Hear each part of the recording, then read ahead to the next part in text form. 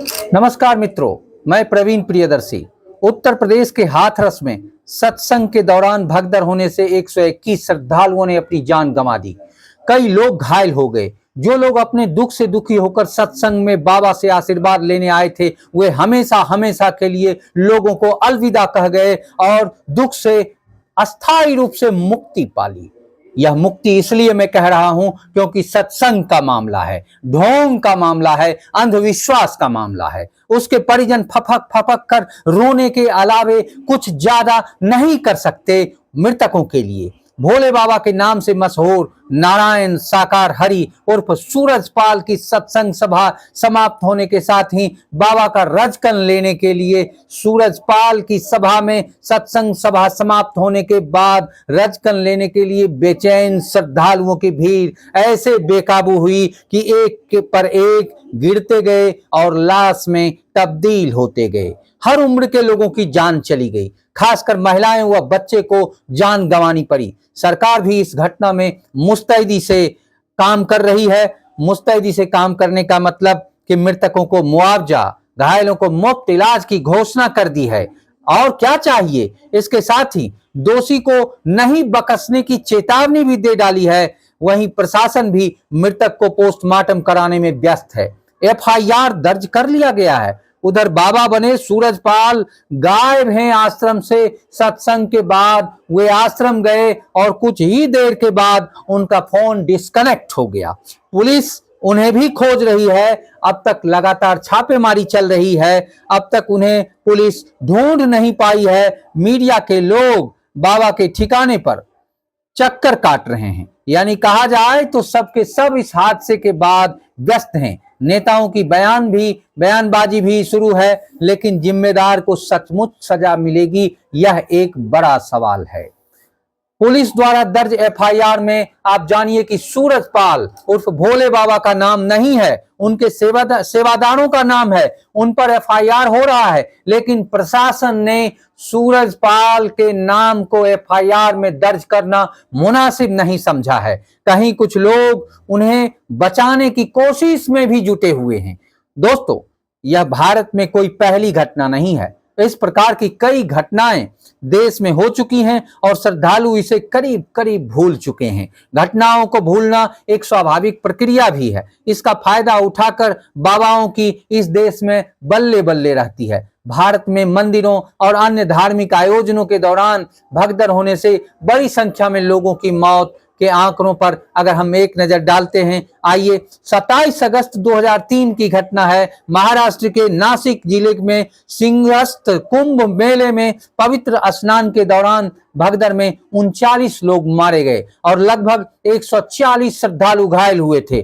25 जनवरी 2005 को महाराष्ट्र के सतारा जिले में मंदार देवी मंदिर में वार्षिक उत्सव में तीर्थ यात्रा के दौरान 340 से अधिक श्रद्धालुओं की कुचलकर मौत हो गई और सैकड़ों लोग घायल हो गए थे। यह दुर्घटना तब हुई जब कुछ लोग फिसलन भरी सीढ़ियों पर से गिर गए थे। वहीं वर्ष 2008 में राजस्थान के चामुंडा देवी मंदिर में हुई भगदड़ में 250 लोगों ने अपनी जान गंवाई थी। 3 अगस्त 2008 को ही हिमाचल प्रदेश के बिलासपुर जिले में नैना देवी मंदिर में चट्टान खिसकने की अफवाह के कारण मची भगदड़ में 162 लोगों की जान चली गई थी और 47 लोग घायल हो गए थे। 30 सितंबर 2008 की घटना है। राजस्थान के जोधपुर शहर में चामुंडा देवी मंदिर में बम विस्फोट की अफवाह के कारण मची भगदड़ में 250 श्रद्धालुओं की मौत हो गई थी और 60 से अधिक लोग घायल हो गए थे। 4 मार्च 2010 को उत्तर प्रदेश के प्रतापगढ़ जिले में कृपालू महाराज के राम जानकी मंदिर में भगदड़ मचने से लगभग 63 लोगों की मौत हो गई थी। लोग स्वयंभू धर्मगुरु द्वारा दान किए जा रहे कपड़े और भोजन लेने पहुंचे थे। 14 जनवरी 2011 की घटना है। केरल के इडुक्की जिले के पलुमेरु में एक जीप के सबरीमाला मंदिर के दर्शन कर लौट रहे तीर्थयात्रियों से टकरा जाने के कारण मची भगदड़ में कम से कम 104 श्रद्धालुओं की मौत हो गई थी और 40 से अधिक लोग घायल हो गए थे। 11 नवंबर 2011 की घटना को हम लोग याद करें तो हरिद्वार में गंगा नदी के तट पर हर की पौड़ी घाट पर मची भगदड़ में कम से कम 20 लोगों की मौत हो गई। 19 नवंबर 2012 को पटना में गंगा नदी के तट पर अदालत घाट पर छठ पूजा के दौरान एक अस्थायी पुल के ढह जाने से मची भगदड़ में लगभग 20 लोगों की मौत हो गई और कई अन्य घायल हो गए। 13 अक्टूबर 2013 को मध्य प्रदेश के दतिया जिले में रतनगढ़ मंदिर के पास नवरात्रि उत्सव के दौरान मची भगदड़ में 115 लोगों की मौत हो गई और 100 से ज्यादा लोग घायल हो गए। भगदड़ की शुरुआत नदी के पुल टूटने की अफवाह से हुई, जिसे श्रद्धालु पार कर रहे थे। 3 अक्टूबर 2014 को दशहरा समारोह समाप्त होने के तुरंत बाद पटना के गांधी मैदान में भगदड़ मचने से 32 लोगों ने जान गंवा दी थी और 26 अन्य लोग घायल हो गए थे। इस तरह का वीडियो पाने के लिए चैनल को सब्सक्राइब करें, वीडियो को लाइक और सब्सक्राइब जरूर करें। 14 जुलाई 2015 को आंध्र प्रदेश के राजमुंद्री जिले में पुष्करम उत्सव के पहले दिन गोदावरी नदी के तट पर एक प्रमुख स्नान स्थल पर भगदड़ से 27 तीर्थयात्रियों की जान चली गई थी और 29 लोग घायल हो गए थे। 1 जनवरी 2022 को जम्मू कश्मीर स्थित प्रसिद्ध माता वैष्णो देवी मंदिर में श्रद्धालुओं की भारी भीड़ के कारण मची भगदड़ में कम से कम 12 लोगों की मौत हो गई और 1 दर्जन से अधिक लोग घायल हो गए।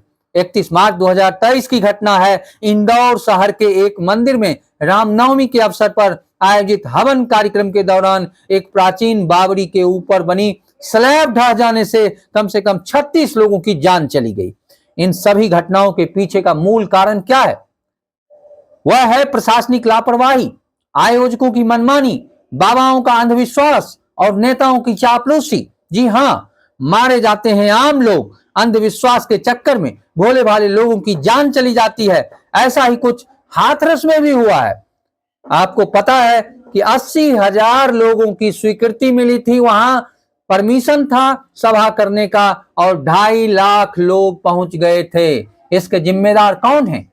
क्या प्रशासन इसके लिए जिम्मेदार नहीं है? क्या भोले बाबा जो अंधविश्वास फैला रहे हैं, सूरजपाल जी, ये जिम्मेदार नहीं है?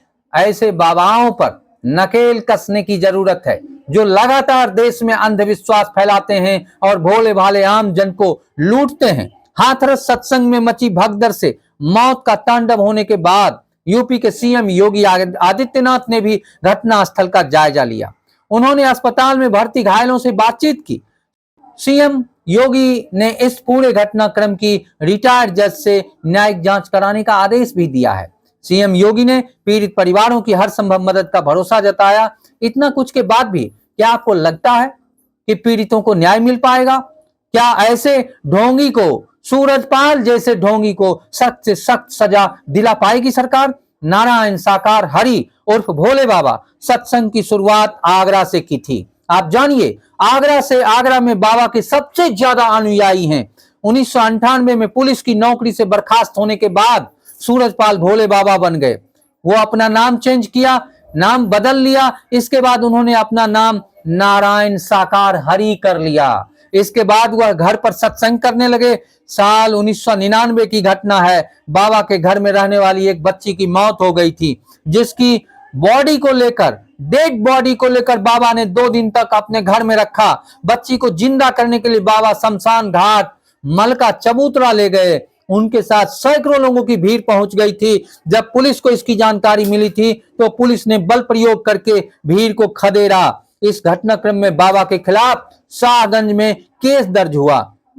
बाबा को पुलिस कस्टडी में रखा गया। इस दौरान पुलिस ने भोले बाबा पर कई धाराओं में केस भी दर्ज किया था, मगर वह थाने से ही छोड़ दिए गए। ऐसे बाबाओं से आप बचकर रहें, अंधविश्वास के चक्कर में ना पड़ें। यह मेरा आप भोले भाले श्रद्धालुओं से निवेदन है। प्रशासन को भी इस पर नकेल कसने की जरूरत है, नहीं तो हाथरस हादसा फिर देश में दोहराए जाएंगे। ढोंगी बाबाओं के चक्कर में भोले भाले लोग आते रहेंगे और अपनी जान गंवाते रहेंगे। इस तरह का वीडियो देखने के लिए आप इस चैनल को सब्सक्राइब करें और वीडियो को लाइक एवं शेयर करें। धन्यवाद।